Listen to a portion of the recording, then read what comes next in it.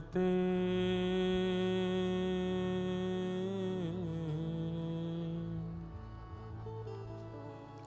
रामानुजाय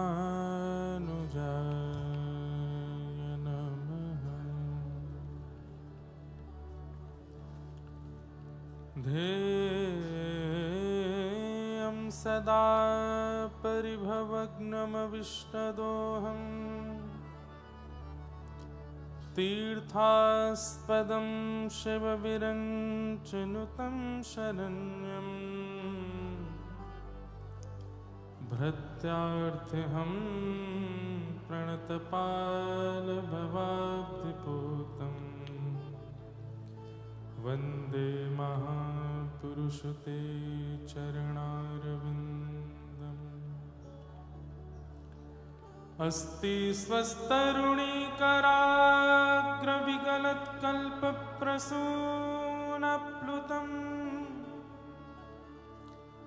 वस्तु प्रस्तुतवेणुनादलहरी निर्वाण निर्व्याकुलम् स्रस्तनिबद्धनी विविलसत् गोपी सहस्राव्रतम् हस्तन्यस्तनतापवर्गमखिलो दारं किशोराकृति कृष्णत्वदीयपदपङ्कजपञ्जरान्ते अद्यैव मे विशतु मानसराजहंसः प्राणप्रयाणसमये कफवातपित्तैः कण्ठावरोधनविधो स्मरणं कुतस्ते। लक्ष्मीनाथसमारम्भां नाथयामुनमध्यमाम् अस्मदाचार्यपर्यन्तां वन्दे गुरुपरम्पराम्। जय जय श्री राधारमण जय जय नवल किशोर जय गोपी चितचोर प्रभु जय जय माखन चोर।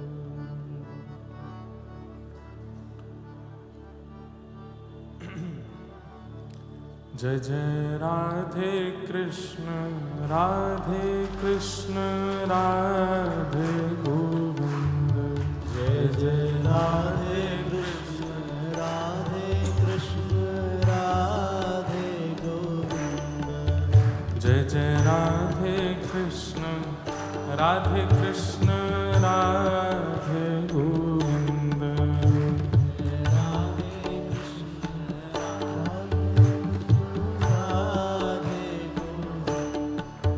जय जय राधे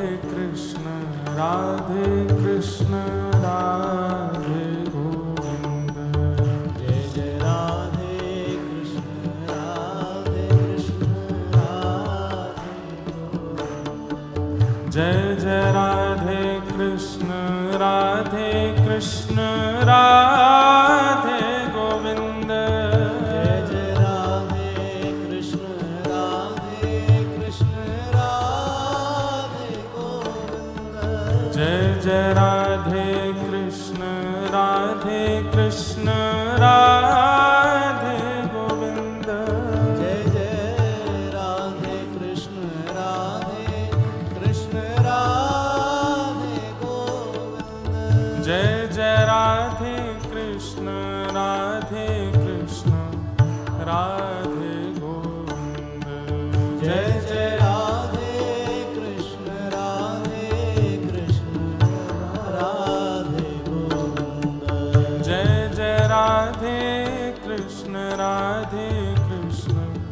राधे गोविंद।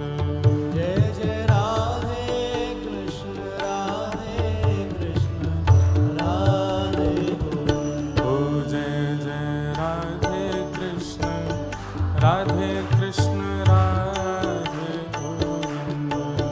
जय जय राधे कृष्ण राधे कृष्ण राधे गोविंद।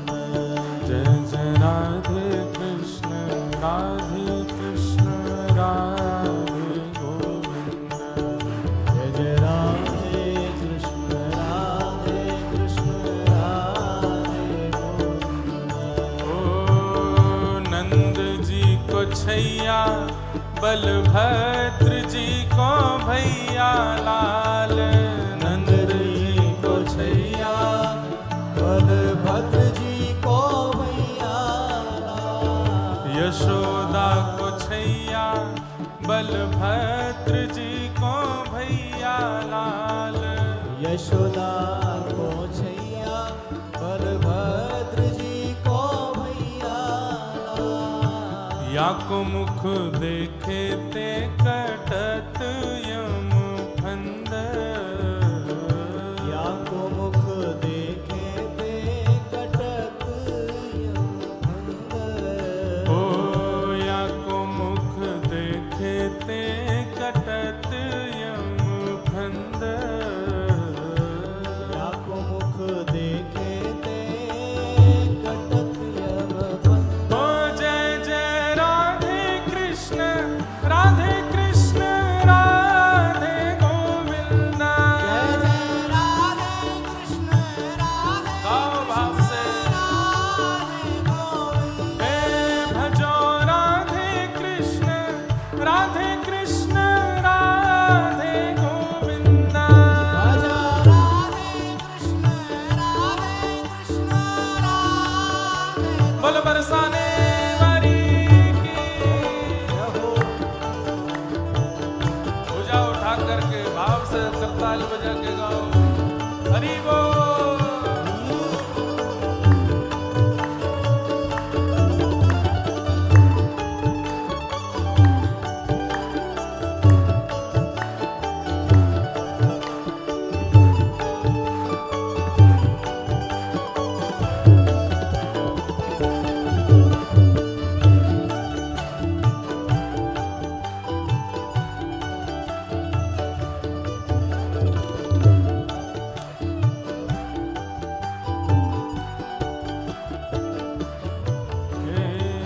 केशव जी कल्याण गिरिधरण छबीले लाल।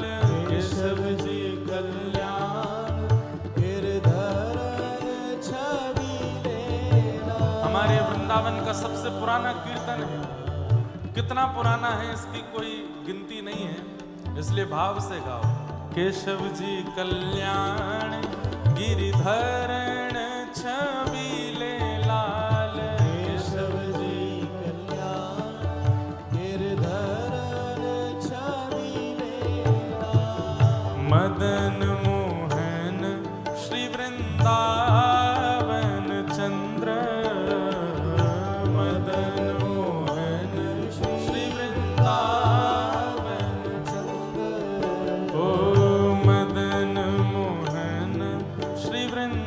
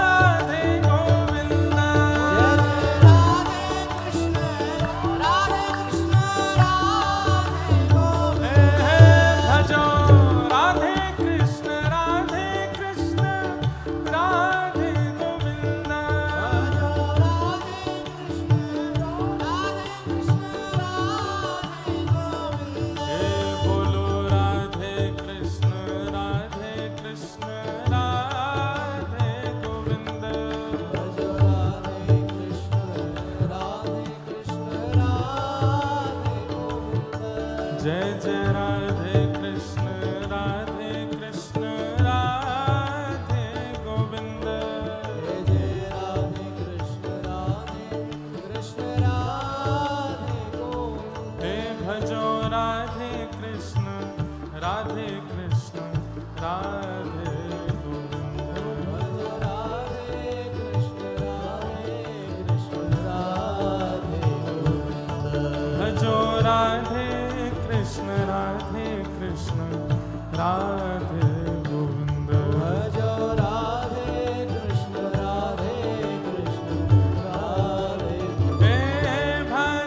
राधे कृष्ण राधे कृष्ण राधे गोविंद।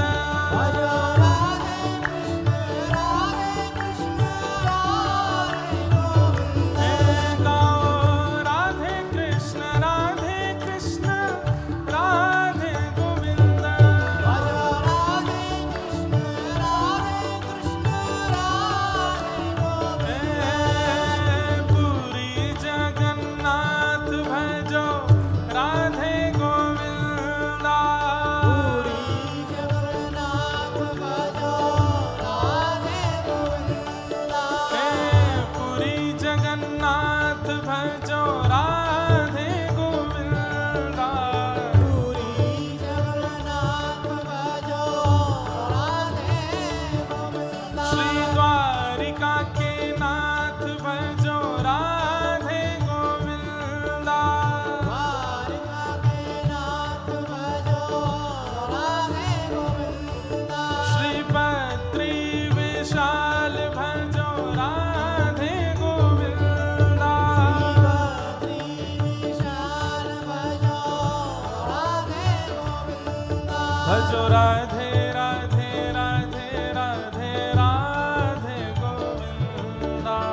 राधे राधे राधे राधे राधे गोविंदा। भजो राधे राधे राधे राधे राधे गोविंदा। राधे राधे राधे राधे राधे गोविंदा। हे भजो राधे गोविंद भजो राधे गोविंदा। राधे गोविंद भजो राधे गोविंद। भजो राधे गोविंद भजो राधे गोविंदा। राधे गोविंद भजो राधे गोविंद। प्यारे राधा वल्लभ लाल भजो राधे गोविंदा। भजो भजो राधे गोविंद। श्री राधा रमण लाल भजो राधे गोविंदा। रमण लाल भजो राधे गोविंद। देखो कथा के प्रारंभ में कीर्तन क्यों कराया जाता है? स्कूल जाने से पहले, स्कूल में जब हम क्लास में जाते हैं उससे पहले प्रेयर होती है। और प्रार्थना का मतलब क्या होता है? ताकि हम जितने भी विषाद, जितनी भी चिंताएं दिमाग में लेके बैठे उन सबको समाप्त करें और फिर अपने अध्ययन में प्रवेश करें। अब यहाँ कोई काम से आया है, कोई घर से आया है, कोई जॉब से आया है, कोई लड़के आया है, कोई कुछ खा के आया है। सब तरीके के लोग यहाँ बैठे हैं एक साथ। अब उनका चिंतन करके अगर कथा में बैठेंगे तो फिर कथा का भाव चित्त में नहीं आएगा। इसलिए कथा में गा करके, गवा करके, करताल बजवा करके, कीर्तन करवा के बाहर का जितना भी कुछ है उस सबको विस्मृत कराया जाता है ताकि नवीन कथा चित्त में आ सके। लेकिन जो ऐसे बैठ करके कथा में कीर्तन सुनते हैं या ऐसे कीर्तन सुनते हैं, ना हिलते हैं, ना डुलते हैं, ना गाते हैं, ना करताल बजाते। ये ताल क्यों बजा? ये कोई मनमुखी बात थोड़ी है कि ताल बजा के गाओ। अरे ये दिए ठाकुर जी ने इसीलिए हैं ताकि जब कीर्तन हो तब एक स्वर में करताल बजे, सब ताल बजावें। ये मुख इसलिए दिया गया है ताकि भाव से सब गा सकें। हाथ छोटे छोटे होते तो भी काम होते, इतने बड़े क्यों दिए? ताकि भुजा उठा के करताल बजा सकें। हे भजो राधे राधे राधे राधे राधे गोविंदा। राधे राधे राधे राधे राधे गोविंदा। पूरी जगन्नाथ भजो राधे गोविंदा। पूरी जगन्नाथ भजो राधे गोविंदा। श्री राधा वल्लभ लाल भजो राधे गोविंदा।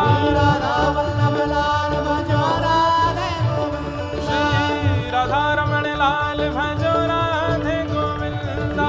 राधा रमण लाल भजो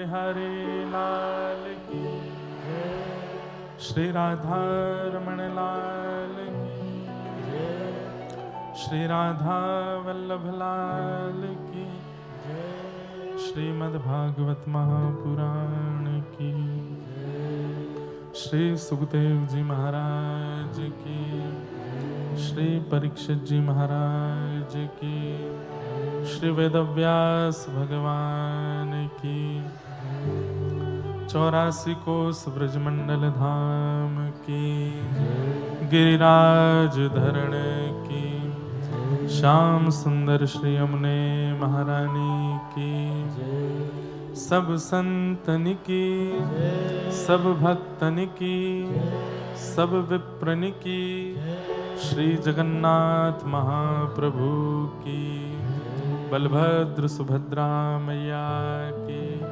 नीलाचल धाम की, श्रीमन चैतन्य महाप्रभु की जय जय श्री राधे।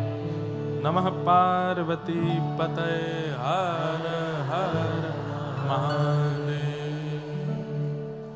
पराम्बा जगदम्बा श्री काली मैया की जय, गंगा मैया की जय। परम मंगल में परात्परखलेश्वर कारण करुणा वरुणालय भक्तवांछा कल्पतरु तड़िद्वित विनिंदित पीतांबरधारी श्री बालकृष्ण लाल की वांगमयी शब्दमयी वाणीमयी प्रतिमूर्ति हम आप सबके मध्य में विराजमान श्रीमद् भागवत महापुराण को बारंबार प्रणाम।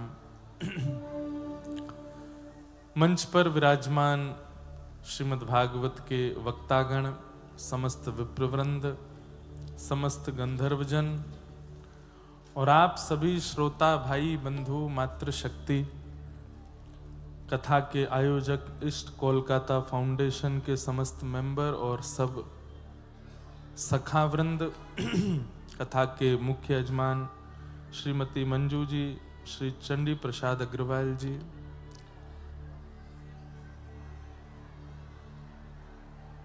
आवाज नहीं आ रही पीछे। अरे हम धीरे बोल रहे हैं इसलिए नहीं आ रही, बैठ जाओ, कर दो आवाज। सबको बहुत बहुत जय श्री कृष्ण, जय सिया राम, जय श्रीमन नारायण, जय जय श्री राधे।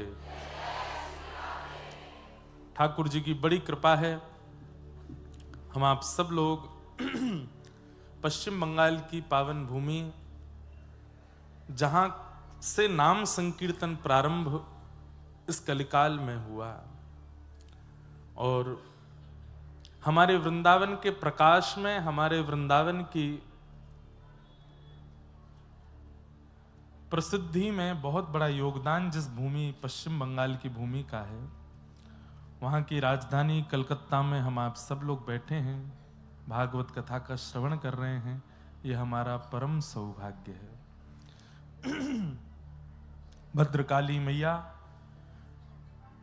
जिनकी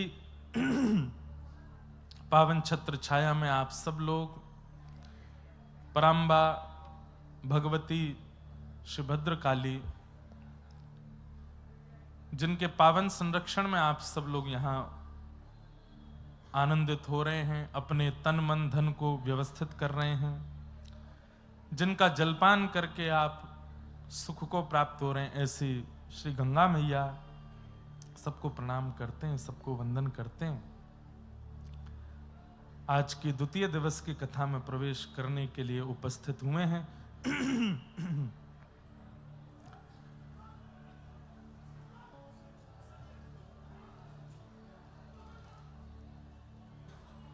यहां देख लो, यही तो है संसार में सारे विवाद चल रहे हैं, पर ठाकुर जी की सन्निधि जितने एरिया में है उतने में तो सत्संग ही चलता है। लेकिन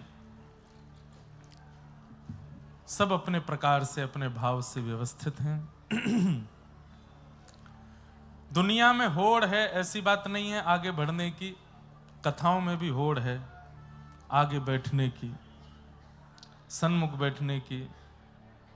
और सन्मुख और आगे बैठने के लिए हर प्रकार का प्रयास करते हैं, परंतु हम इस कथा के बाद में ये घोषणा कर दे रहे हैं कि हम कहीं भी किसी भी प्रकार से कोई भी पास सिस्टम किसी कथा में नहीं रखना चाहते। हम तो रखते ही नहीं हैं, क्योंकि कथा का एक अपना स्वरूप, एक अपना डेकोरम होता है, एक अपनी आचार्य संहिता है, और वो एक ही होनी चाहिए कि पहले आओ पहले पाओ। जो पहले आ जाए, और यही होना चाहिए। यहां तक कि हमारे जो कथा के, देखो पीछे से सारी कुर्सियां हटाई जा रही हैं, सब कुर्सियों को बाहर किया जा रहा है ताकि लोगों को ज्यादा बैठने की जगह मिले। ये सब प्रमाद और विषाद इसलिए होने लगते हैं कि सब लोगों में एक वो रहता है कि हमें यहाँ, हमारी तरफ से ये कोई भी ऐसा किसी भी कथा का क्रम ऐसा होता नहीं है, पर अब जो लोग सहयोग करते हैं व्यवस्था में, जो लोग सहयोग करते हैं सब प्रकार के भावों में, उन लोगों के मन में ये भाव रहता है कि हमने सहयोग किया तो हम सन्मुख रहें, हम लोगों के लिए एक अलग से व्यवस्था हो।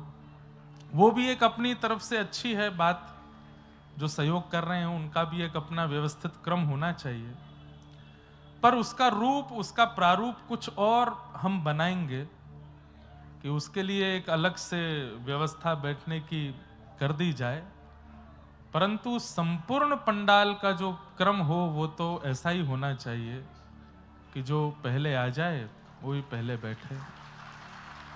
और ये लगभग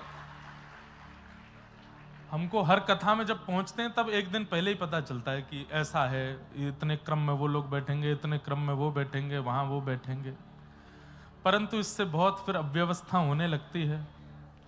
कई लोग फिर थोड़े विवाद में आ जाते हैं, लड़ाई झगड़ा कर लेते हैं, और फिर कथा का जो मूल रूप है लड़ाई शांत कराना, वही नहीं हो पाता। तो सब जगह का अपना अपना एक भाव, अपना अपना क्रम बन जाता है, परंतु हम आगे से पूर्ण व्यवस्था में यही रखेंगे, चाहे दुनिया के किसी कोने में कहीं भी कथा हो, पर जो हमारे लोग भी हैं वो, उन लोगों से भी हम हाथ जोड़ के प्रार्थना करेंगे कि वो भी पहले ही आके बैठ जाएं ताकि उनको जगह मिले। नहीं तो जैसे जैसे जगह बनती जाए वहां बैठते जाएं सब लोग। इसी प्रकार से ही कथा का, देखो कथा में कुछ विशेषता क्या है? श्रवण की विशेषता है, सुनने की विशेषता है। श्रवणम कीर्तनम विष्णु स्मरणम पाद सेवनम अर्चनम वंदनम दास्यम सख्य आत्मनिवेदनम, ये नवदा भक्ति में सबसे प्रथम भक्ति श्रवण भक्ति है। और वो श्रवण कैसे भी किया जाता है, कहीं से भी किया जाता है, बस हमारे चित्त में वो बात प्रविष्ट होनी चाहिए। उसके लिए सन्मुख होना, ठाकुर जी के सन्मुख होना जरूरी है। वक्ता की तो वाणी सुनाई दे जाए, चाहे जहां से सुनाई दे। अब ये भी एक बात है कि जब नगर में वक्ता आए हैं तो फिर हम टीवी पे क्यों सुने, हम फोन पे क्यों, हम तो सन्मुख जाके सुनेंगे। तो उसमें फिर जगह जहां मिल जाए वहां बैठ के सुनी जाए। विशेषता इस बात की नहीं कि आगे बैठने वाला व्यक्ति सुधर के जाने वाला है ना, आगे बैठने वाले सुधर के जाने वाले नहीं है। कहीं भी बैठा हो कथा के क्षेत्र में, कथा के उस परिसर में, अगर वो श्रोता बन के बैठा होगा, ग्रहण करने की भावना से बैठा होगा, सबसे पीछे भी बैठा होगा, वो भी बदल के जा सकता है। तो मुख्यता ऊपर बैठने की, नीचे बैठने की, सन्मुख बैठने की, इधर बैठने की, उधर बैठने की, यहां ऐसे नहीं होनी चाहिए। हम भी कथा में जाएं तो हमारा भी यही भाव होना चाहिए, भाई वहां की व्यवस्था के अनुरूप। अगर वहां व्यवस्था में दिक्कत है, बैठने में जगह कम है, अब क्या करें? हमको कोई बोला रात में, बोले नेताजी इंडोर स्टेडियम में भी नहीं होगी कथा, वहां पे भी 15,000 ही बैठ सकते हैं, इतने तो यहीं आ जाएंगे। बोले तो फिर कहां करें? बोले दशहरा मैदान में करेंगे, वहां 25,000 बैठ जाएंगे। मैंने कहा भाई देखो, जगह तो बढ़नी चाहिए, इसमें हमारी जीत है, हमारे सनातन धर्म की जीत है कि इतने वैष्णव आ रहे हैं, इतने भावना से आ रहे हैं, इतने युवा आ रहे हैं। भीड़ केवल कॉन्सर्टों में ही होती है क्या?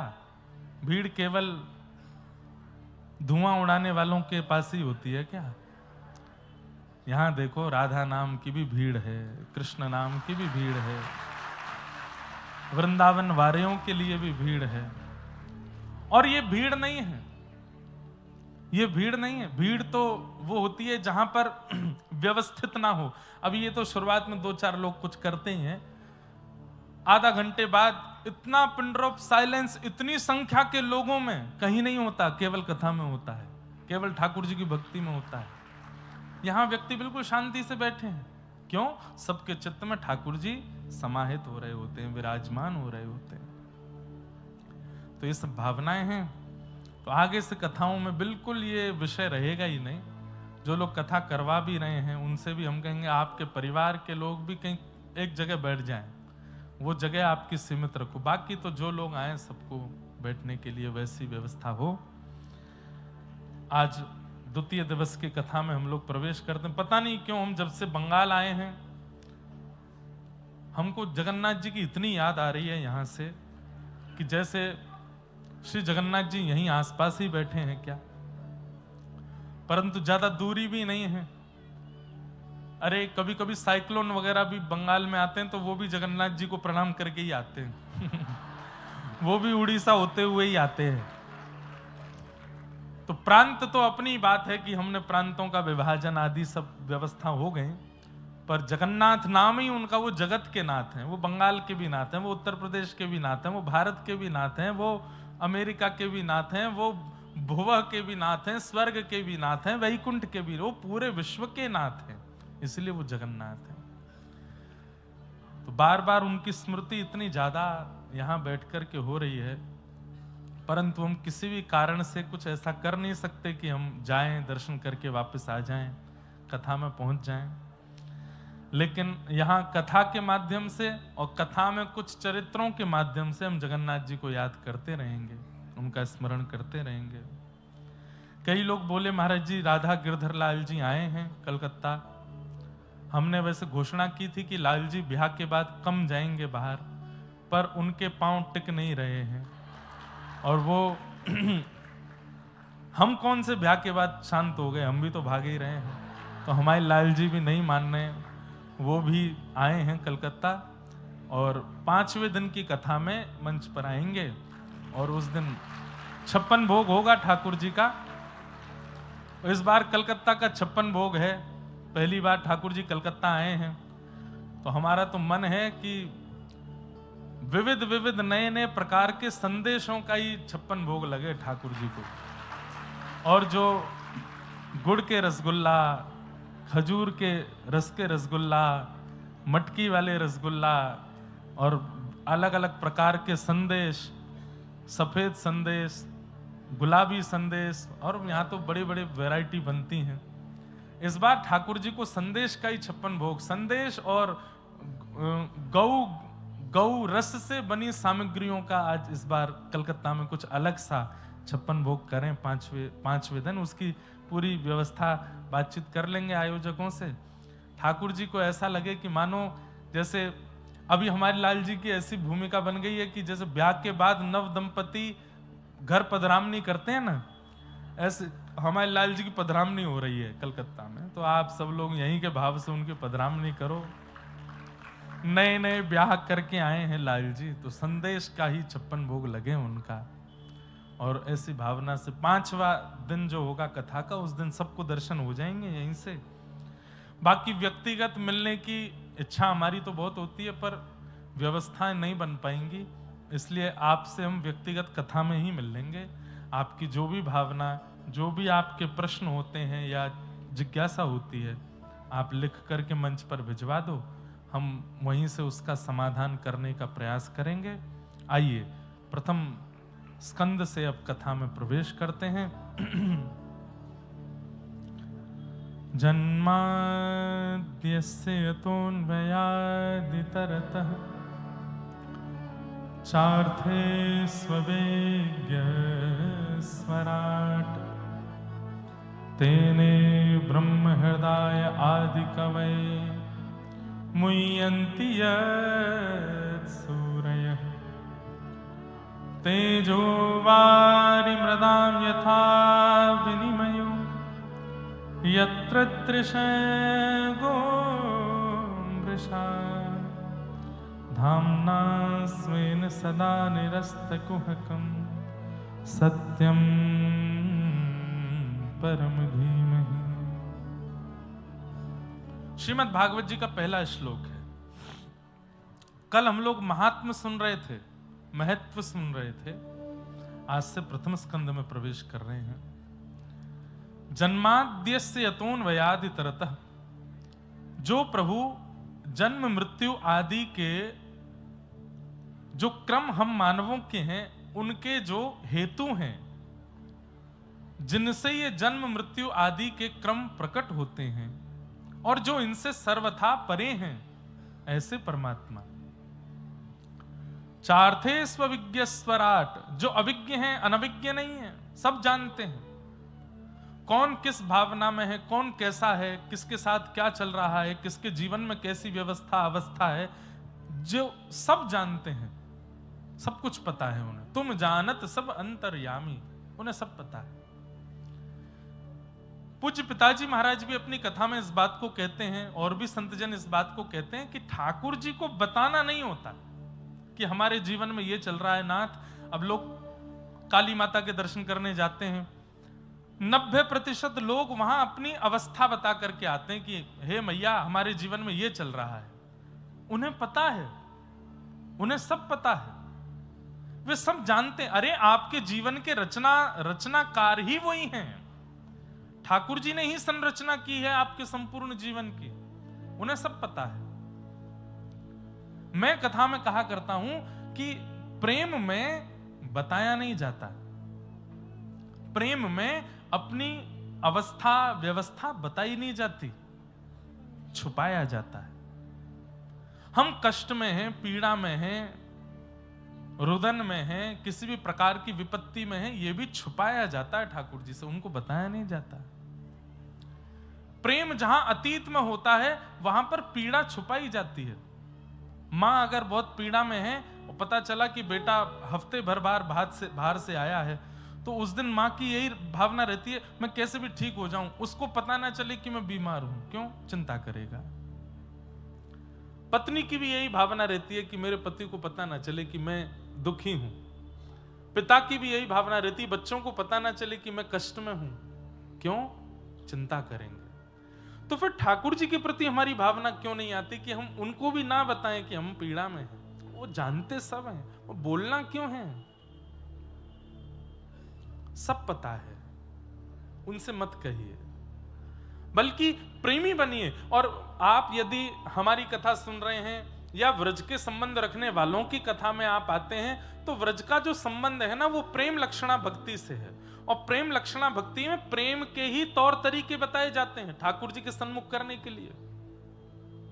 और प्रेम का ही स्वभाव है कि पीड़ा में भी प्रेमी अगर सामने आ जाए तो दूसरा प्रेमी हंसता है, मुस्कुराता है, गाता है, नाचता है, कि उसको पता ना चले कि मैं पीड़ा में हूं। ठाकुर जी सब जानते हैं, वो अविज्ञ हैं, अनविज्ञ नहीं है, सब पता है। और जब एक प्रेम का स्वरूप होता है कि हमारा प्रेमी सामने आया और हमने तब भी छुपाया कि हम कष्ट में हैं, तो प्रेमी को पता तो है कि मैं कष्ट में हूं लेकिन फिर भी छुपा रहा हूं, तो उसका प्रेम और बढ़ जाता है। पीड़ा में है लेकिन मुझसे छुपा रहा है, तो वो और प्रेम देते हैं। ठाकुर जी ऐसे प्रेमी हैं। इसलिए एक नियम बना लीजिए कि आज के बाद, अब तो देखो आधे से ज्यादा जीवन तो कई लोगों का निकल गया, कई लोग अभी बढ़ रहे हैं आगे। अब क्यों बताना ठाकुर जी को? बहुत बता लिया ठाकुर जी को, अब मत बताइए। अब बस ठाकुर जी से कहिए नाथ जैसे भी हैं प्रसन्न हैं, आनंद में। ठीक है, जीवन में उतार चढ़ाव तो सबके लगे रहते हैं। स्वामी विवेकानंद आपके बंगाल की भूमि से पूरे विश्व को ज्ञान दिया। वो कहते हैं अगर एक भी दिन आपका बिना चैलेंज के निकलता है तो इसका मतलब आप जी ही नहीं रहे हो, आप कुछ अच्छा कर नहीं रहे हो। हर दिन आपका बहुत स्मूथ हो गया है, बहुत इजीली आप चले जाते हो, कहीं भी कुछ भी कर लेते हो, तो इसका मतलब है कि आप जी नहीं रहे हो। पर हर दिन एक टास्क है, हर दिन एक पीड़ा है, हर दिन एक संकट सामने आके खड़ा हो जाता है और आप उससे जूझते हो, तो समझो कि आप जी रहे हो, आप कुछ कर रहे हो। इसलिए भैया मैं तो कहता हूं, जैसे प्रसाद कभी नीचे भी गिर जाए तो कहीं भी गिरा हो उठा के पा लिया जाता है, प्रसाद को अपवित्र नहीं माना जाता। ऐसी जीवन के हर क्षण को भी प्रसाद मान लो, ठाकुर जी दे रहे हैं, उसको स्वीकार कर लो। हर क्षण, हर परिस्थिति, हर व्यवस्था प्रसाद है, उसको स्वीकार करो। ठाकुर जी से मत करो, वो अविज्ञ हैं, सब जानते हैं। हमारे बताने से उनको सुनाई देगा नहीं, वो जानते हैं। और कई लोगों का स्वभाव बन गया है कि बताना ही है, ठाकुर जी को पता चलना चाहिए कि मेरी क्या पीड़ा है। तो फिर एक बार नजर घुमा के देख लो, 1000 लोग खड़े हैं तुम्हारे साथ, वो सब बता रहे हैं। एक लॉजिकल बात है, 1000 लोग एक साथ एक बात कहेंगे, कैसे सुनेंगे ठाकुर जी? वो सब जानते हैं, मत कहिए। चार्थे स्वविज्ञ स्वराट, वो सब जानते हैं, वो स्वराट हैं। उनकी कृपा से सूर्य प्रकाशित होता है, उनकी कृपा से चंद्र प्रकाशित होता है, उनकी कृपा से वायु चल रही है, उनकी कृपा से पूरा ब्रह्मांड अपनी क्रियाओं को क्रियान्वित कर रहा है। वो नहीं जानते कि आपकी क्या जरूरतें हैं? सब जानते हैं। भीष्म पितामह कहते हैं कि मैंने कोई इतना बड़ा पाप तो नहीं किया था जो मुझे इतनी बड़ी सजा दी आपने। ठाकुर जी बोले, पाप क्या किया था, क्या नहीं किया था, क्या सजा मिलनी चाहिए, क्या नहीं मिलनी चाहिए, मुझे मत बताइए। कर्मण्येवाधिकारस्ते, तुम्हारा अधिकार केवल कर्म पर है। मां फलेषु कदाचन, फल पर तुम्हारा अधिकार नहीं है, वो तो मेरा अधिकार है कि मैं क्या दूंगा, कब दूंगा, कैसे दूंगा। इसलिए उसमें ज्यादा चिंता मत करो। हम लोगों की रुकावट का और हम लोगों की चिंता का कारण क्या है कि हम कर्म पर ध्यान ना देके फल पर ज्यादा ध्यान देते हैं। कर्म पर ध्यान ना दे करके, कर्म को व्यवस्थित ना करके फल की चिंता ज्यादा करते हैं। ठाकुर जी कहते हैं वो मेरी चिंता का विषय है, मुझे करने दो, तुम बस अपनी क्रिया करो, अपने कर्म को संवारते चलो। बंधुओं, अच्छा करने के बाद भी अच्छा ना मिले, अच्छा करने के बाद भी अच्छा ना मिले, तो भी मन में रिग्रेट नहीं होगा कि मैंने बुरा किया था, नहीं, अच्छा ही किया था, नहीं मिला कोई बात नहीं, मिल जाए तो ठाकुर जी की कृपा। ये सुनना बहुत आसान लगता है पर जीना बहुत मुश्किल है। और जब से सोशल मीडिया का टाइम आया है तब से तो नेगेटिविटी तो इतनी ज्यादा लोगों में भरी पड़ी है, वो अब निकल निकल के आ रही है। मुझे कहना नहीं चाहिए पर मुझे बहुत कष्ट होता है। आज सनातन धर्म के बड़े बड़े संत जन, बड़े बड़े ऋषि जन केवल एक दूसरे से लड़ने में लगे और आमने सामने नहीं लड़ते। आमने सामने एक दूसरे के पांव छुएंगे, एक दूसरे को गले से लगाएंगे। मेरी बात बहुत ध्यान से सुनिएगा। पिछले 2 सालों के अंदर युवाओं में भक्ति जागृत हो रही है। पिछले 2 सालों में, अभी ताली नहीं बजाओ, अभी नहीं बजाओ, ताली बजाने वाली बात ही नहीं कर रहा मैं, ये चिंता वाली बात कर रहा हूं। पिछले 1.5-2 वर्षों में युवाओं में भक्ति जागृत हो रही है।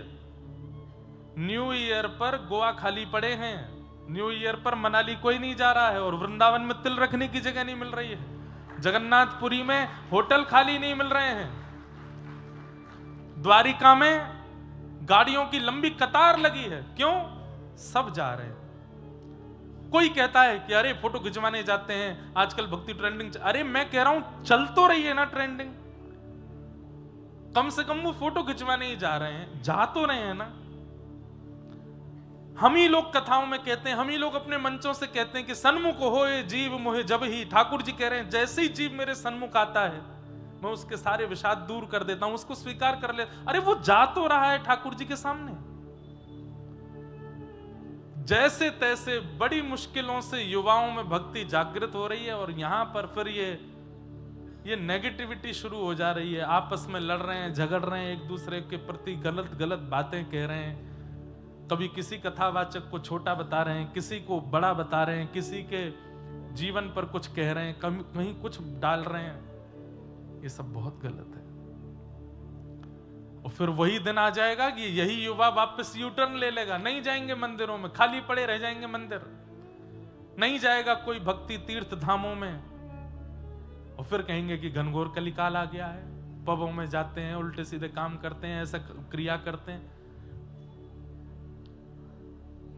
नहीं मानेंगे, फिर भी हमें पता है ये लड़ाई झगड़े चलते ही रहेंगे। और अब इस वर्ष से तो बहुत ज्यादा ही होने लगा है, अभी वर्ष का प्रारंभ नहीं हुआ, इतना सब कुछ चल रहा है। और जहां देखो वहां बस केवल धार्मिकों में लड़ाई चल रही है, संप्रदायों में विभाजन चल रहा है, ये बड़े हैं, ये छोटे हैं, इन्होंने ऐसा किया, इन्होंने वैसा किया, इन्होंने ऐसा कर दिया, अरे ये नियम का पालन नहीं करते, ये कहां लिखा है, ये कौन से ग्रंथ की बात है ये।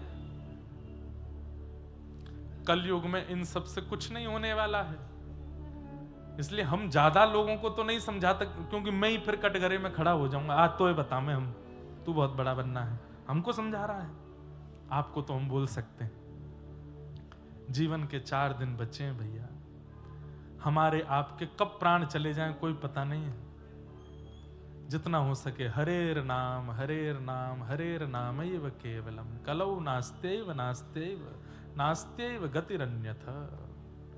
श्रीमन चैतन्य महाप्रभु ने द्वार द्वार जाकर के नाम बुलवाया, क्योंकि ये नाम ही कल्याण करेगा। यहां पर विवाद छिड़ रहे हैं, विषाद छिड़ रहे हैं, आपस में लड़ झगड़ रहे हैं, आप लोग अपने काम पर ध्यान रखो। आपका काम क्या है? ठाकुर जी को भजो, ठाकुर जी को रटो, सेवा करो, अपने जीवन को सार्थक बनाओ। ये जो चल रहा है संसार में, अब इनको तो हम ज्यादा कुछ कह नहीं सकते, करने दीजिए। कटाक्ष में, विभाजन में, नीचा दिखाने में, छोटा दिखाने में, नेगेटिव बातें बोलने में लोगों को क्षण भर लगता है। और अब तो क्या बोलते हैं उसको, फ्रीडम ऑफ स्पीच मिल गई है सबको, सबको बोलने का एक। अरे कलयुग में ब्रह्मास्त्र नहीं चलते, कलयुग में पाशुपतास्त्र नहीं चलते, कलयुग में ये इंटरनेट अस्त्र चल गया है। कहीं से कोई भी कुछ भी बोल के कुछ भी किसी के बारे में कटाक्ष कर देता है, और इससे फिर लोग भ्रमित होते हैं। लोगों के मन में आता है ये आपस में खुद ही लड़ रहे हैं, हम कहां, हम क्या भजन करेंगे फिर।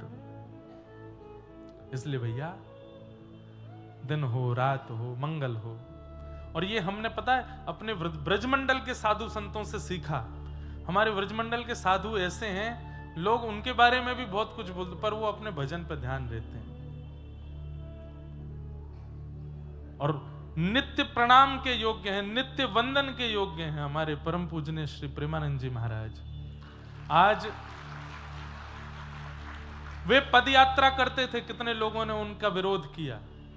वे सुबह सुबह 2:30 बजे उठ करके, वो आप लोगों के लिए नहीं, जब वहां 5 लोग भी नहीं होते थे मार्ग पर, तब भी वो इतने बजे ही निकलते थे, तब भीड़ नहीं होती थी इतनी। अब भीड़ हो गई तो लोगों ने फिर उसको भी प्रोपोगंडा बना करके उनके बारे में भी बोलने लगे, उनको कटाक्ष करने लगे, उनके वक्तव्यों पर भेदन और शास्त्रीय प्रमाण कहां है, ये कैसे बोल सकते हैं, ये ऐसे करते हैं, अपने को पुजवाने के लिए कर रहे हैं ये। अरे आप ये तो विचार कीजिए कि उनके कारण आज कितने लोग श्री राधा वल्लभ जी के सन्मुख हो गए, उनके कारण कितने लोग वृंदावन आ गए, जो वृंदावन कभी पहुंच नहीं पा रहे थे। ऐसे बड़े बड़े आधुनिकताओं को प्राप्त करने वाले, चाहे वो खेल जगत के लोग हों, चाहे वो सिनेमा जगत के लोग हों, चाहे वो किसी क्षेत्र के लोग हों, सबको खींच करके ले आए, घुटनों पर बैठा दिया, सर झुकवा दिया व्रज की रज में। लेकिन ये संसार है, यहां पर आपने अच्छे 4 काम किए, उसको आदमी एक बार में भूल जाता है। आपने एक कुछ ऐसा गड़बड़ कर, और गड़बड़ किया भी नहीं, किसी ने उसको गड़बड़ बता दिया तो 5 लोग विश्वास भी कर ले, तो हाँ सही कह रहा है, गड़बड़ ही है। तो फिर हम में और भक्तों में, हम में और राक्षसों में अंतर कहां रह गया? हम भी तो वही हो गए। मर्यादा पुरुषोत्तम राम जी हैं, वन में पिता की आज्ञा से निकले हैं, लेकिन रावण को उनमें भी दोष दिख रहा है। ऐसे परम सुकुमार, ऐसे परम कोमल, परम सुंदर श्री राघव जी में भी रावण को दोष दिख रहा है। इससे क्या सिद्ध होता है कि दोष दृष्टि देखना, दोष दृष्टि रखना ही राक्षसत्व है।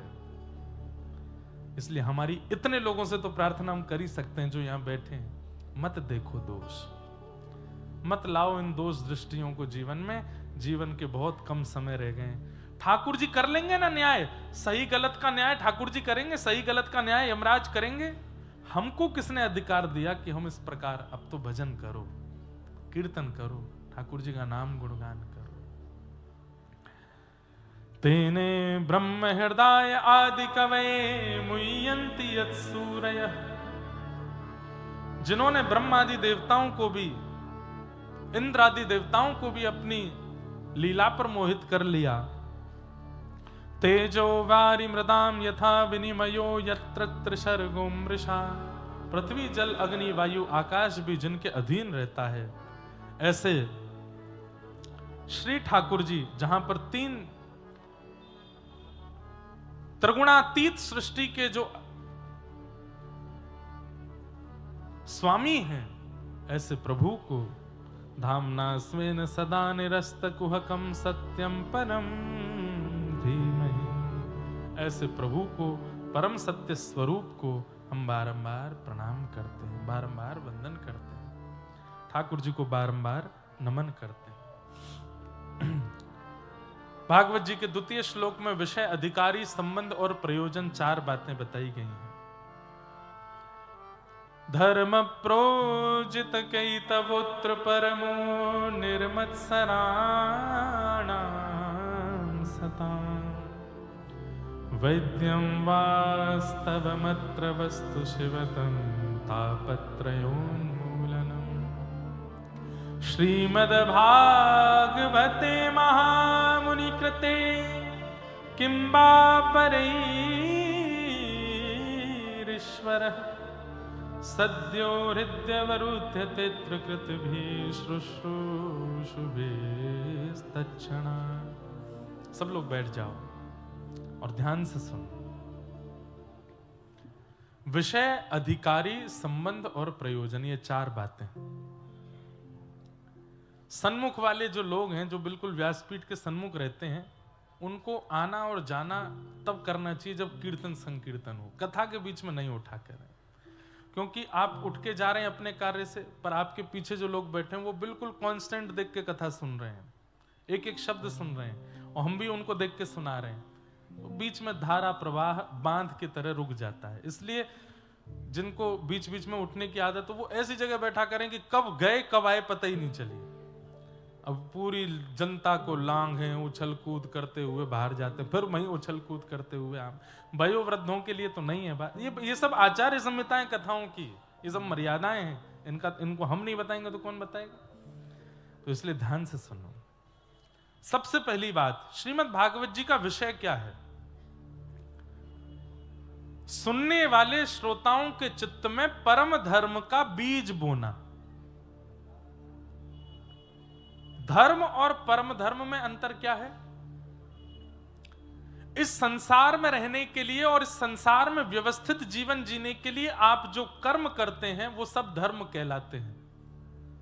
लेकिन इस संसार के त्याग के पश्चात जिस गति को आप प्राप्त करते हैं, वो गति जिस भाव से प्राप्त होती है उसको परम धर्म कहते हैं। समझ में आई बात? आप सुबह उठते हैं, उठते ही आप स्नान करते हैं, यह धर्म है। स्नान करते ही आप रात्रि के वस्त्र नहीं पहनते, नए वस्त्र पहनते हैं, यह धर्म है। आप सुबह उठने के बाद में व्यायाम आदि करते हैं, यह धर्म है। बाल भोग पाते हैं, यह धर्म है। माता पिता के चरण छूते हैं, यह धर्म है। मंदिर में जाके पूजा अर्चना करते हैं, धर्म है।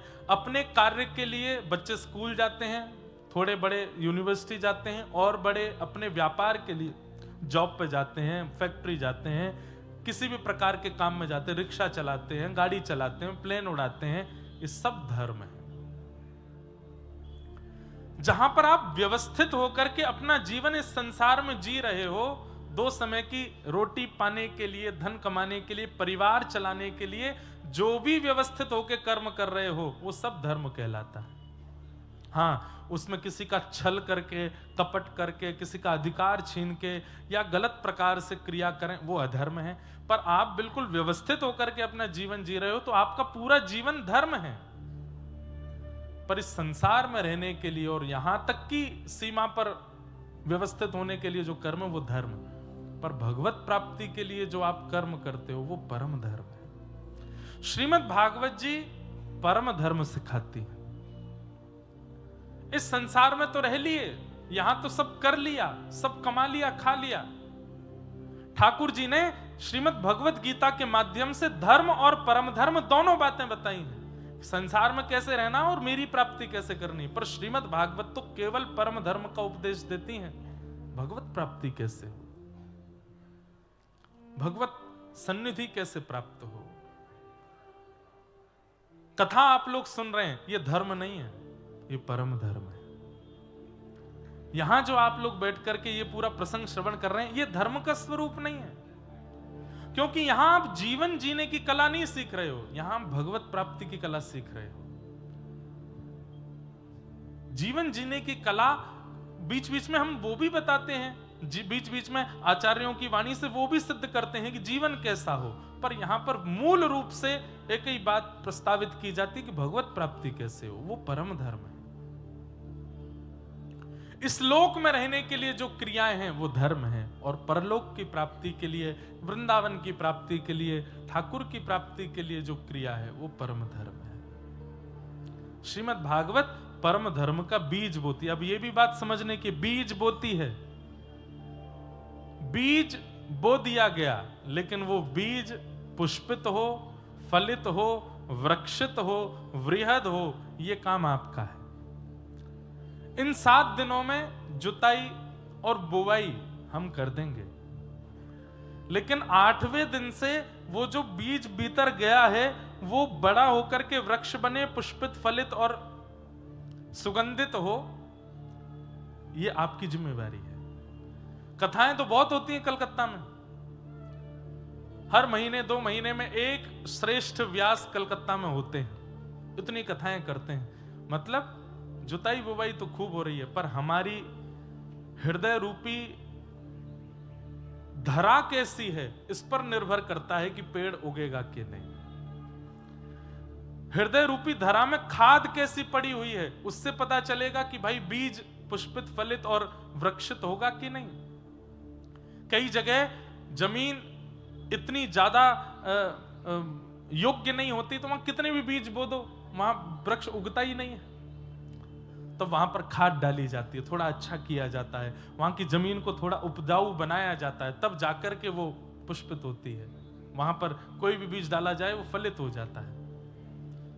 पर आजकल हमारे राष्ट्र में, चाहे पूरे विश्व में, लोगों की हृदय रूपी जो धरा है वो बांझ हो गई है, उसमें ज्यादा पेड़ उगते नहीं है। बीज तो बहुत बोए जाते हैं, लेकिन उनसे कोई मिलता नहीं। कई बार हमने ही देखा, कथा सुन के गए हैं, कथा सुनने के बाद ही वो ये सब करने लगे जिनके लिए कथा में मना किया गया, जिनके लिए कथा में रोका गया।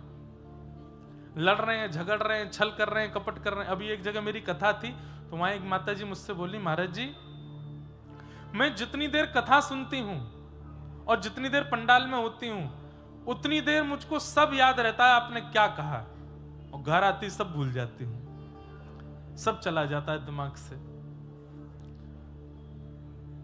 घर में लड़ाई झगड़ा होता है तब भी मैं लड़ लेती हूँ, बाद में याद आता है आपने तो कथा में बोला था ऐसे ऐसे नहीं करना, ये नहीं करना, वो नहीं करना।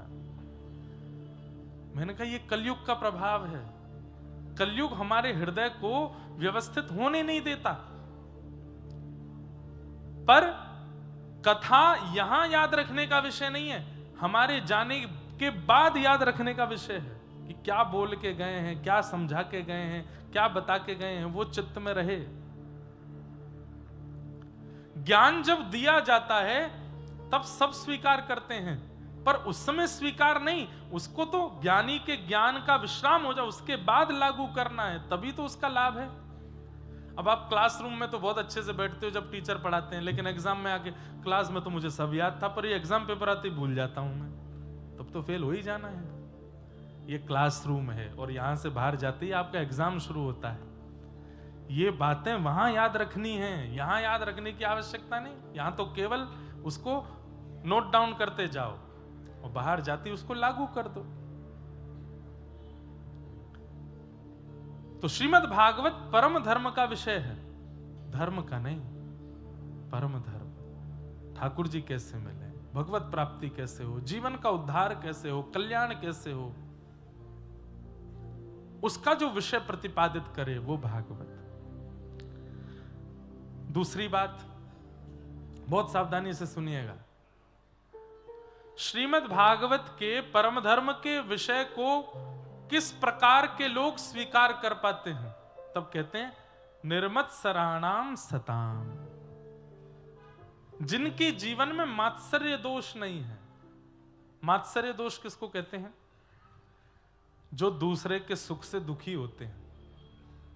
आज की डेट में संसार में सबसे ज्यादा लोग इसी श्रेणी के हैं, अपने दुख से दुखी नहीं है। मुझे बुखार आ जाए चलेगा, मुझे खांसी हो जाए चलेगा, पर वो ठीक नहीं रहना चाहिए, उसको भी बीमार करो।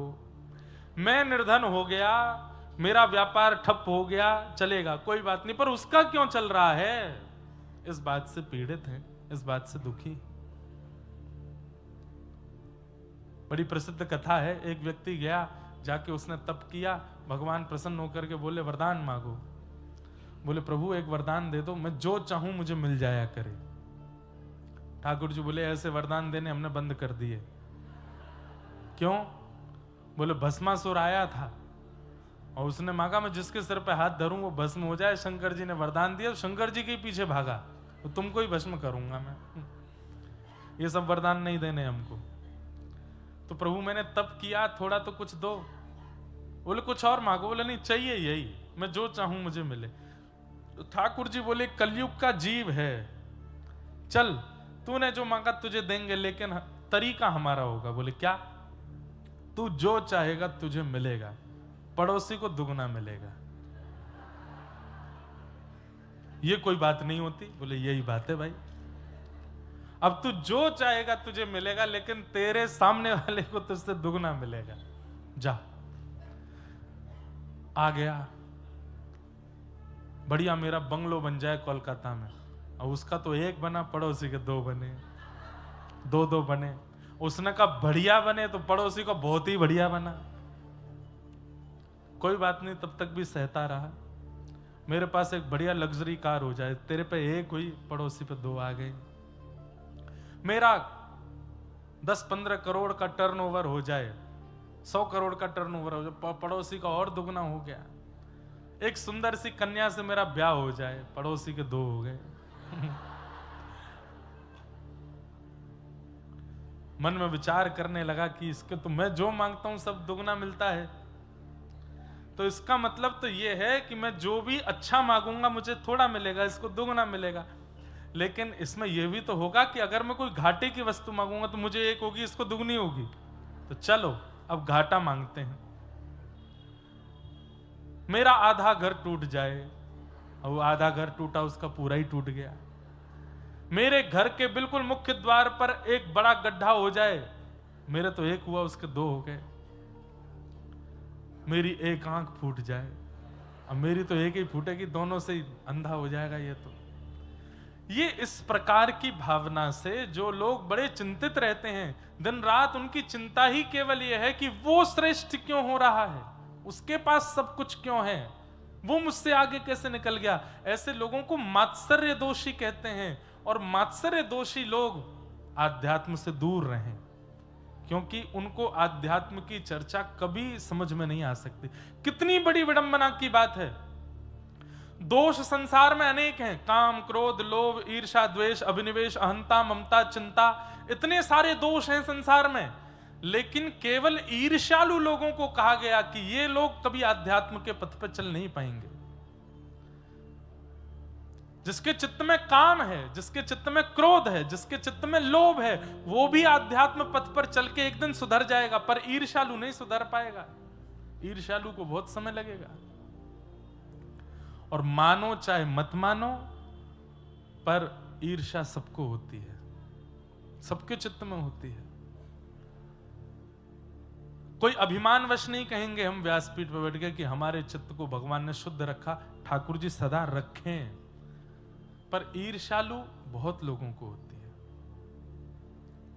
और ये ईर्ष्या भगवत प्राप्ति में सबसे बड़ी बाधा। इतनी बड़ी बाधा काम भी नहीं है, इतनी बड़ी बाधा क्रोध लोभ भी नहीं है, जितनी बड़ी बाधा ईर्ष्या है। एक प्रकार से अगर मैं कह दूं तो कोई अतिशयोक्ति नहीं, ईर्ष्या एक ऐसा रोग है कि उसके लगते ही काम रोग भी लगता है, क्रोध रोग भी लगता है, बाकी के सारे रोग भी आते हैं। अगर आप सारे रोगों से ग्रसित हो तो इसका मतलब आपके अंदर ईर्ष्या भी है, तभी सारे रोग आए हैं। और ईर्ष्या यदि ठीक हो गई तो धीरे धीरे सारे रोग ठीक होने शुरू हो जाएंगे। काम भी चला जाएगा, लोभ भी चला जाएगा, मोह भी चला जाएगा, चिंता भी चली जाएगी, अहमता भी चली जाएगी।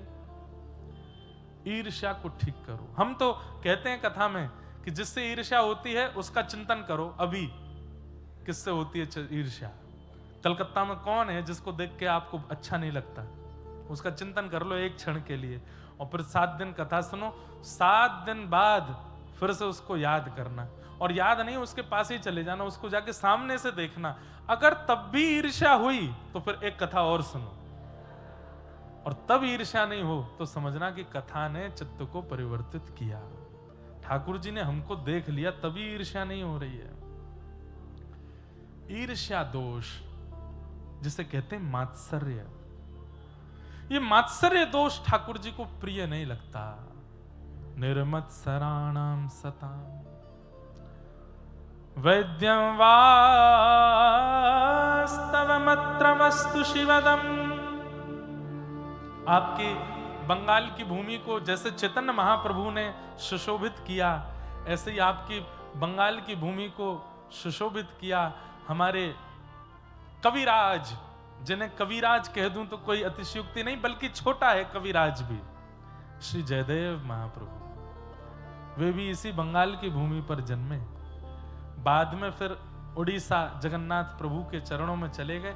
अच्छा, जगन्नाथ जी का भी यश गायन करने वाले चाहे चैतन्य महाप्रभु हों चाहे जयदेव महाप्रभु हों, सब आए बंगाल में, बंगाल से गए महाप्रभु जी के पास। जयदेव महाप्रभु जिन्होंने गीत गोविंद रचना की, और गीत गोविंद रचना करने के बाद में महाप्रभु जी को आज तक, मैं एक कथा में कहीं कह रहा था, इतना बड़ा प्रेमी आपने दुनिया में नहीं देखा होगा जितने बड़े प्रेमी हमारे महाप्रभु जगन्नाथ जी। कोई प्रेमी होता है ना, उसके प्रिय प्रेमी ने, प्रेमिका ने या प्रेमी ने उसको कुछ प्रिय वस्तु दी, तो प्रिय वस्तु को वो संभाल के रखता है। कितने दिन संभाल के रखता है? लोग उसको क्या करते हैं, प्रिजर्व करके रख लेते हैं, कहीं बुक के नीचे दबा के रख लेंगे, अलमीरा में बंद कर देंगे, लॉकर में रख देंगे, पर रोज उसको खोल खोल के देखे ऐसा प्रेमी दुनिया में कोई नहीं हुआ। केवल जगन्नाथ महाप्रभु हैं। आज भी 1000 वर्ष हो गए हैं लगभग जयदेव महाप्रभु को आए पृथ्वी पर, आज भी जयदेव महाप्रभु के द्वारा विरचित गीत गोविंद को हृदय से लगा के सोते हैं रात में।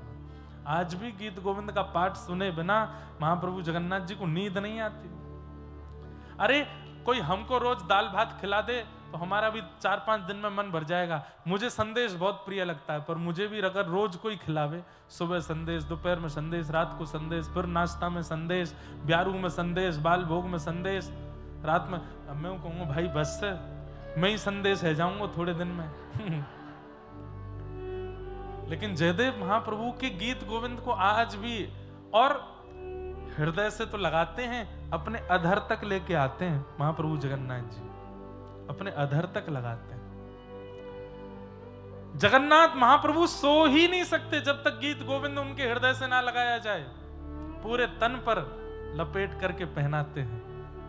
ऐसे जयदेव महाप्रभु की विरचित गीत गोविंद, तो कहते हैं कि उस काल में गीत गोविंद की इतनी प्रसिद्धि हो गई, जहां कहीं भी कोई गीत गोविंद गाता था उसको महाप्रभु जगन्नाथ जी का अनुभव होने लगता था। कोई बंगाल में बैठ करके गीत गोविंद गाने, ये तो आज भी होता है, पर आजकल हमारी अनुभव करने की क्षमता चली गई है।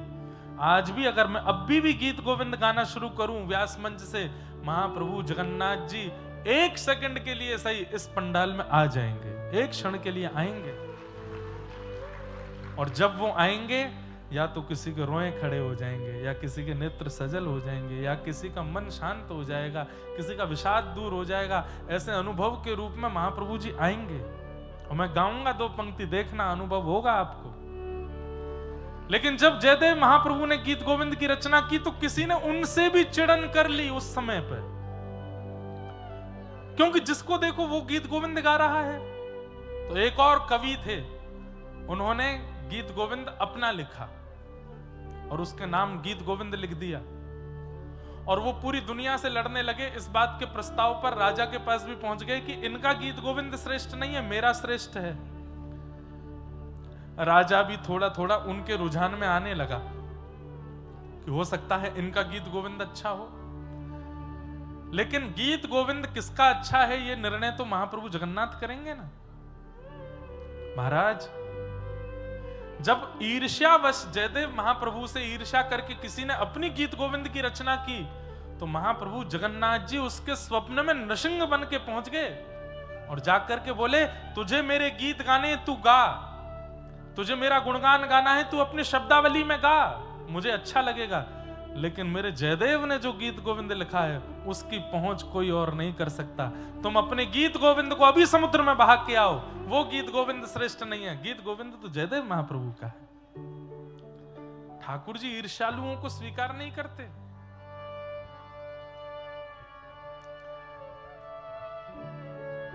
श्रित कमला कुच मंदन धृत कुंडल धृत कुंडल कलित ललित वनमाल जय जय देव हरे। कलित ललित वनमाल जय जय देव। हे कालिय विषधार गंजन जनरंजन जनरंजन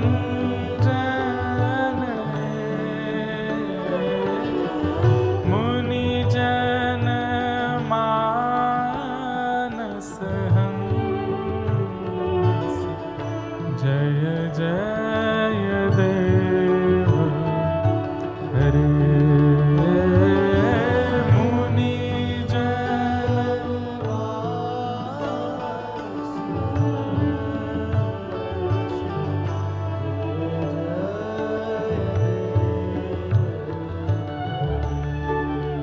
राधे कृष्ण हरि गोविंद गोपाला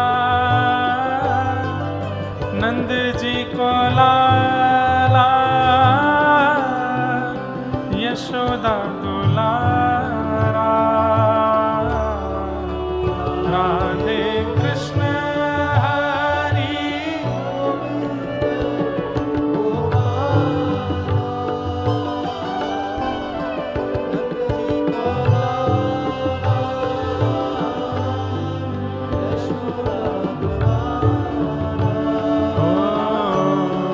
जय जय देव हरे।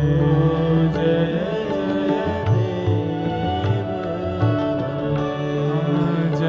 जय देव हरे। हे अभिनव जलधार सुंदर धृत मंदर धृत मंदर श्रीमुख चंद्र चकोर जय जय देव हरे। श्रीमुख चंद्र चकोर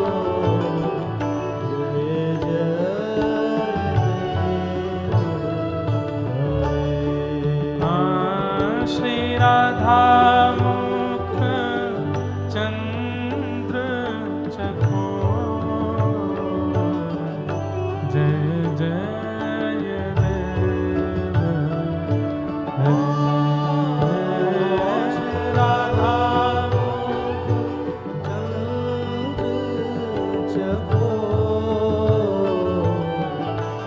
जय जय देव जय जय देव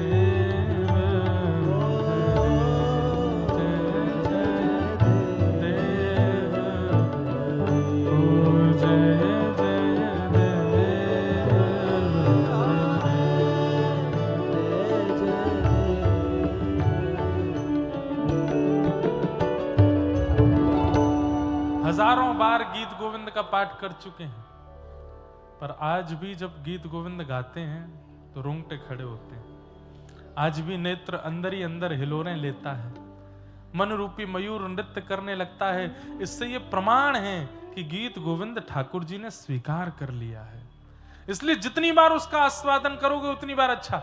हमने एक बार कथा में एक बात बताई, हमारे व्रज के एक संत हैं, वो नित्य ठाकुर जी के लिए नई नई सामग्री बनाते हैं और सामग्री बना के ठाकुर जी को भोग लगाएंगे। फिर उसके बाद जब सबको बांटते हैं ना, तो ये नहीं कहते कैसो बनो है, या में राम रस कैसो है, या में चीनी कैसी है, गुड़ कैसा है, ना।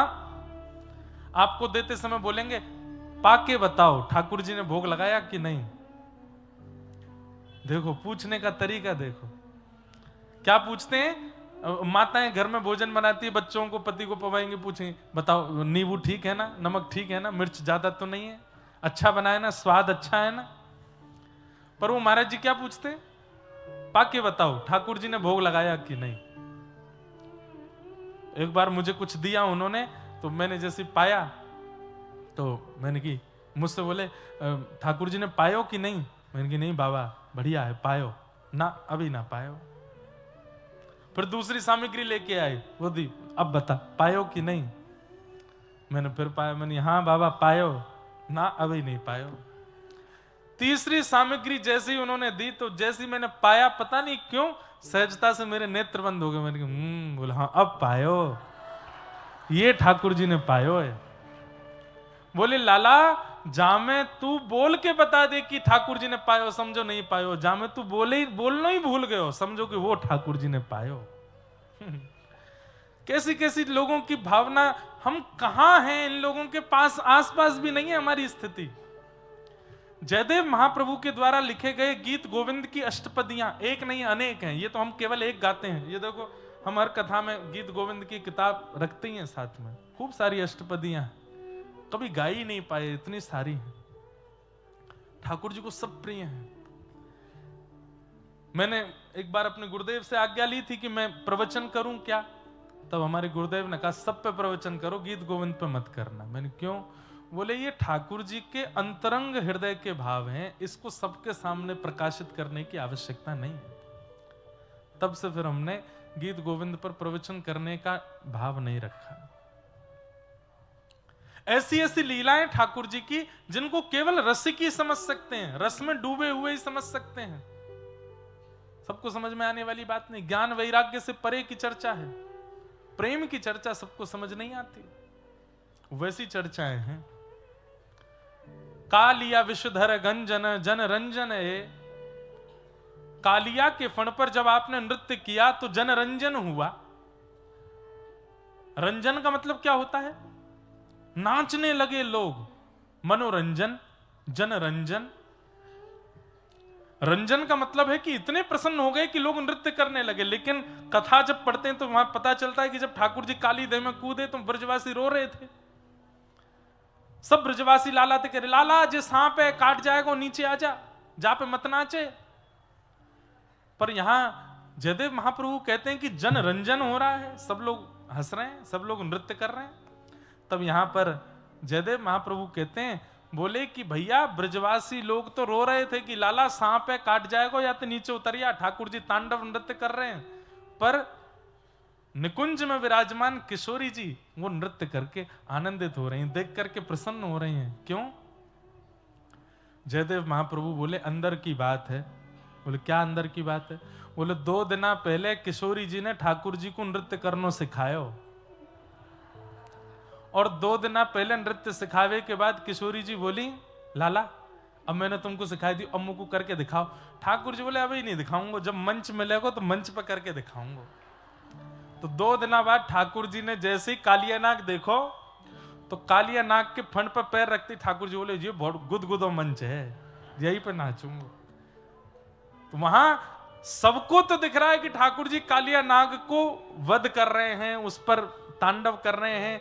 ब्रजवासियों को लग रहा है कि लाला या खिलौना समझ के चढ़ गो ऊपर, पर किशोरी जी जानती हैं क्या ये गुरु दक्षिणा दे रहे हैं हमको, इसलिए जन रंजन है। वहां किशोरी ताल दे रही हैं और ठाकुर जी कालिया नाग पर नृत्य कर रहे हैं। अब ये भेद कौन समझ पाया? जयदेव महाप्रभु समझ गए।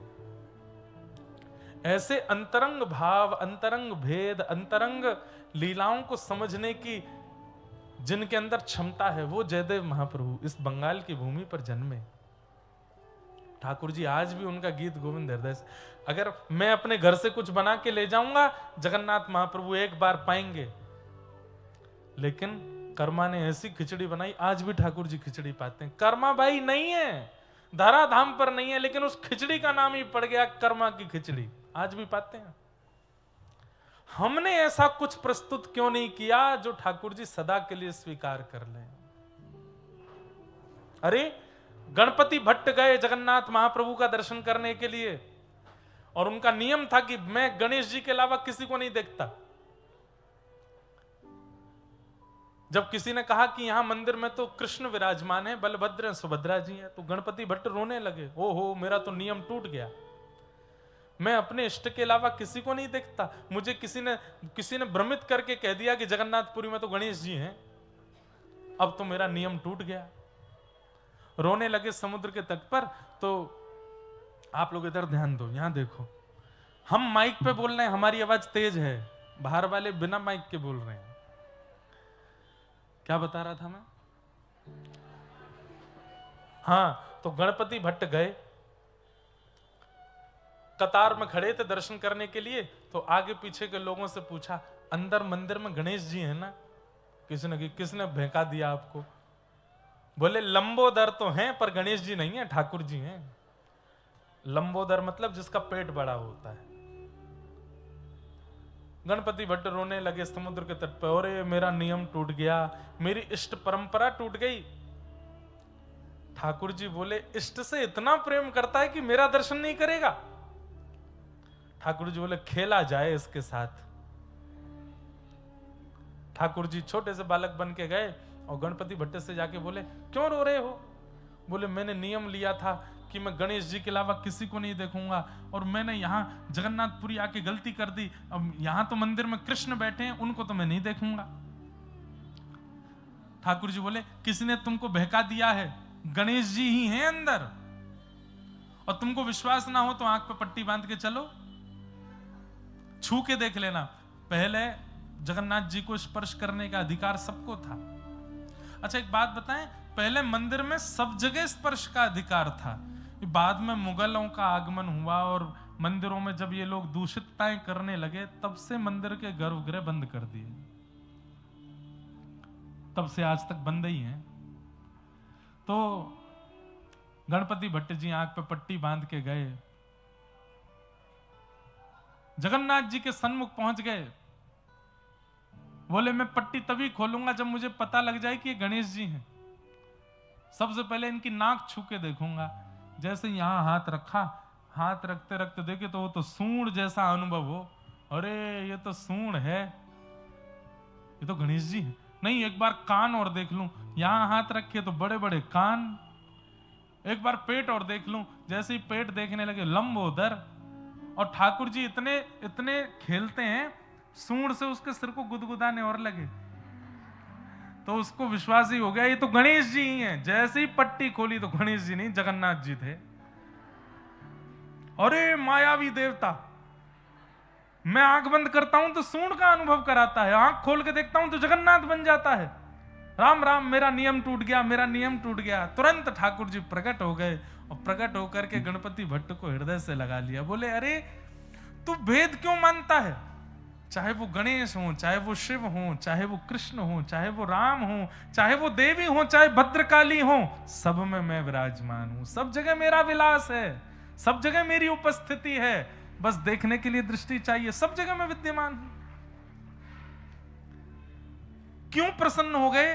क्योंकि अपने इष्ट के प्रति इतनी निष्ठा है गणपति भट्ट की, ठाकुर जी प्रसन्न हो गए और ऐसे प्रसन्न हुए आज तक स्नान पूर्णिमा, जिसको ज्येष्ठ पूर्णिमा कहते हैं, आज भी ठाकुर जी गणेश जी का रूप धारण करते हैं। ज्येष्ठ पूर्णिमा जो है जगन्नाथ जी का जन्मदिन है, जन्मोत्सव है, और उस दिन कलशों से स्नान करते हैं ठाकुर जी। बाहर आकर के स्नान वेदी पर स्नान करने के बाद फिर 15 दिन के लिए मंदिर बंद हो जाता है। तो स्नान करने के बाद जो सबसे पहला श्रृंगार जगन्नाथ जी का होता है वो गणेश जी के रूप में ही होता है। सूंड ठाकुर जी धारण करते हैं, बड़े बड़े कान लगाते हैं और बिल्कुल गणेश जी जैसे ही बनते हैं। तो गणपति भट्ट से इतनी रीझ है कि आज हजारों साल हो गए हैं, ठाकुर जी आज भी गणेश जी बनते हैं। कर्माबाई से ऐसे रीझे, आज भी उनकी खिचड़ी पाते हैं। जयदेव महाप्रभु से ऐसे रीझे, आज भी उनके गीत गोविंद को, है कोई इनसे बड़ा प्रेमी? हमारा प्रेम तो 10-15 दिन का होता है, 10-5 महीने का होता है, उसके बाद हमारे प्रेमी ने हमें क्या दिया, हमारे लिए क्या प्रस्तुत किया, हम भूल जाते हैं। पर ठाकुर जी नहीं भूलते, आज भी याद रखते हैं ठाकुर जी, किसने मुझे क्या दिया, कैसे दिया, कब दिया, सब याद है। अभी मैं कथा सुना रहा था, चेन्नई में भी एक भगवान के भक्त हुए, रोज ठाकुर जी को वस्त्र भेजते थे, बहुत धनवान थे, अच्छे वाले वस्त्र भेजते थे। एक बार जीवन में ऐसा उतार चढ़ाव आया कि उनके जीवन से धन चला गया। अब वस्त्र भेजना था, वस्त्र भेजने के लिए पैसे थे नहीं, तो सामान्य सा वस्त्र भेज दिया। बोले मेरा नियम हो जाएगा पूरा वस्त्र भेजने का, तो बिल्कुल ऐसा कपड़ा भेजा जिसको ठाकुर जी की सेवा में क्या पोंछा में भी यूज नहीं किया जाए, लेकिन नियम था, धन है नहीं तो सामान्य वस्त्र भेज दिया। सर्दियों का समय, ठाकुर जी कंबल ओढ़ के बैठते हैं, आगे कोयले की सिगड़ी तापते हैं। ठाकुर जी को रात्रि में शयन करा करके गुसाई जी गए, सुबह मंगला में आकर के देखा तो ठाकुर जी की कटकटी चल रही है, दांत जोर जोर से ऐसे ठाकुर जी कांप रहे हैं। एक दिन पहले ही जो सामग्रियां आई थी उनमें वो वस्त्र भी आया था, तो उस वस्त्र को देख करके नीचे जो सेवक आदि थे उन्होंने कहा अरे ये वस्त्र तो पोंछा के लायक भी नहीं है, इसको ऐसे बाहर कर दो, किसी और को दे देंगे, ठाकुर जी की सेवा में क्या प्रयोग करें। वो वस्त्र बाहर कर रखा था। अगले दिन जब मंगला में ठाकुर जी देखे तो ठाकुर जी के दांत बज रहे थे जोर से।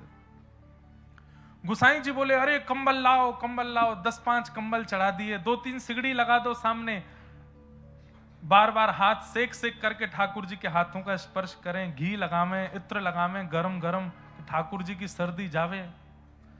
ठाकुर जी की सर्दी नहीं गई।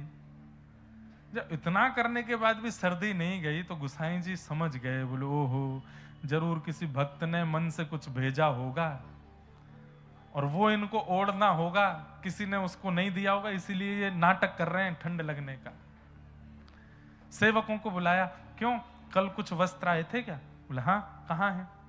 सब दिखाए। बोले इनमें से कुछ हटा दिए थे? कहा हाँ, 1-2 कपड़े थे वो ज्यादा बढ़िया ठाकुर जी के योग्य नहीं थे, वो बाहर के। बोले वो कहाँ है? वो तो हमने रसोई घर में रख दिए कि पोंछा मोछा के काम आएंगे। बोले वही लाओ। उन कपड़ों को लाए और जैसे ही वो कपड़ा ला करके ठाकुर जी के चरणों पर रखा, इतने में ठाकुर जी बोले मुंह तो पसीना आ रहे हैं बहुत जोर से, सबरे कंबल हटाओ, इस सगड़ी हटाओ सामने से, गर्मी लग रही है बहुत जोर से। क्यों? ठाकुर जी को सर्दी नहीं लगती, ठाकुर जी को गर्मी नहीं लगती, ठाकुर जी को प्रेम लगता है, ठाकुर जी को भाव लगता है, ठाकुर जी को भूख नहीं लगती। वो उनको आप पवाओगे, आप खिला सकते हो उनको? नहीं, ठाकुर जी को केवल प्रेम चाहिए, केवल भाव चाहिए। और वो प्रेम भाव कैसे भी हमारे चित्त में निर्मित हो जाए और हम उसको प्रस्तुत कर दें उनके आगे, उसके लिए तो हम कथा सुन रहे हैं कि हमारा मन वैसा बन जाए कि हम भी कुछ प्रस्तुत करें, कर्मा जैसा, जयदेव महाप्रभु जैसा, ताकि हमारा भी वो भाव स्वीकार हो।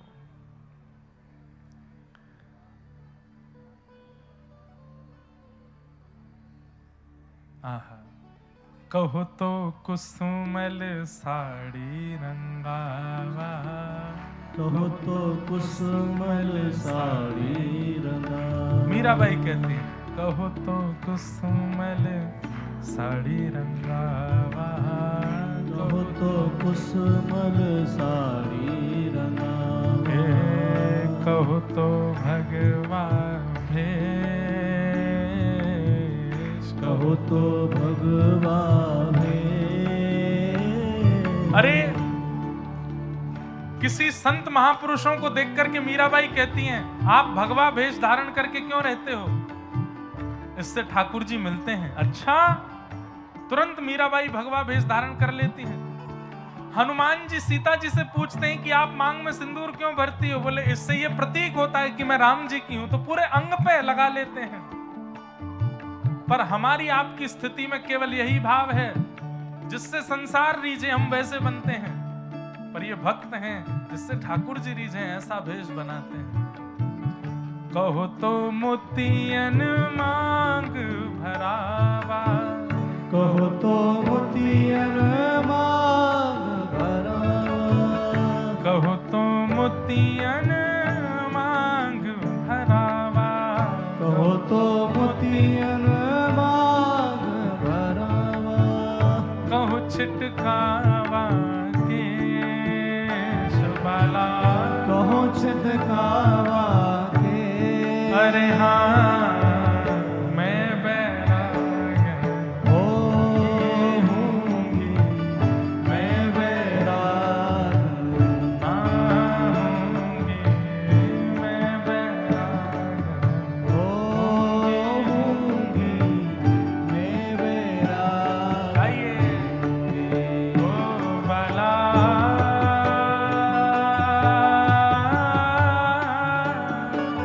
मैं बैरागन होऊंगी, होऊंगी, मैं बैरागन होऊंगी, मैं बैराग होऊंगी, मैं बैरागन होऊंगी। मैं बैराग। क्यों?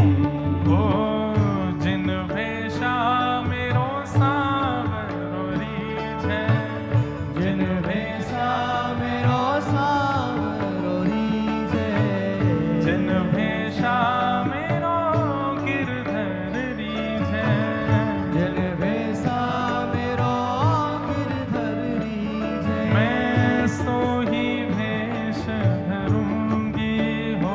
ओ मैं तो सोही भेष धरूंगी, हाँ मैं तो सोही भेष धरूंगी हो।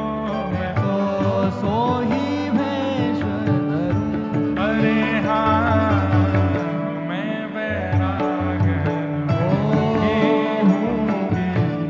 मैं बैराग होऊंगी, मैं बैरागन होऊंगी, मैं बैराग। श्री राधा गिरधर लाल की जय हो।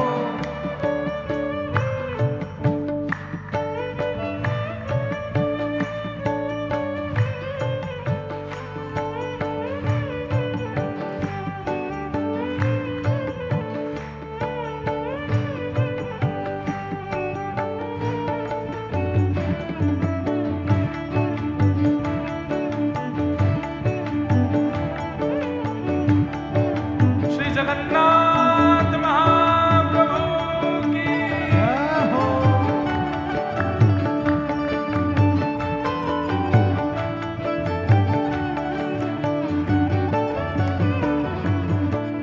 प्राण हमारा वहाँ बसत है, प्राण हमारा वहाँ बसत ओ है, प्राण हमारा वहाँ बसत है, प्राण हमारा वहाँ बसत है। यहाँ तो खाली हो, यहाँ तो खाली को, यहाँ तो खाली हो, यहाँ तो खाली को। मात पिता परिवार सोई है, मात पिता परिवार पिता परिवार सोई है, मात पिता परिवार सुई है। कहिए तिनका तो भला कहिए तिनका तो, भला कहिए तिनका तो, भला कहिए तिनका तो। अरे हाँ मैं बैरागन होंगी मैं बैराग, होंगे मैं बैरागन होंगी मैं बैराग। बंधुओं, इसी बंगाल की भूमि पर अनेक भक्त हुए। उनमें से एक भक्त हुए श्री हरिदास ठाकुर, नामाचार्य हरिदास ठाकुर, जो कि जन्म से हिंदू नहीं थे, मुस्लिम थे। अरे राजा के आदेश पर बीच बाजार में कोड़े बरसाए जा रहे थे उनके ऊपर। क्यों? कि तू काफिरों के देवता का नाम नहीं बोलेगा, तू ये हरि नाम नहीं बोलेगा, हरि बोल नहीं बोलेगा, माथे पर तिलक नहीं लगाएगा। जितने कोड़े मारते थे उतनी तीव्रता से उनके मुख से हरि बोल हरि बोल हरि बोल। और कोड़े मारने के बाद में जो कोड़े मारते थे उनके चरण पकड़ते थे हरिदास ठाकुर और बोलते हैं, मुझे इतना ऊंचा स्वर ठाकुर जी ने दिया, मैंने खूब नाम गाया, पर इतने ऊंचे स्वर में कभी कुटिया में बैठ के नहीं गा पाया जितने ऊंचे स्वर में आज कोड़ों पर गा रहा हूं। धन्यवाद, और बरसाओ ताकि मैं और भाव से गाऊं। क्योंकि वहां पर किसी लोक रंजन की इच्छा नहीं है, अरे स्वयं जीने की भी इच्छा नहीं है। हमारी इच्छा तो केवल एक है। यहां जितने बालक, जितने बड़े लोग तिलक लगाते हैं, कंठी पहनते हैं, एकादशी नियम करते हैं, कथा सुनते हैं, वो सब भुजा उठा करके गाओ, हे जिन भेषा मेरो सा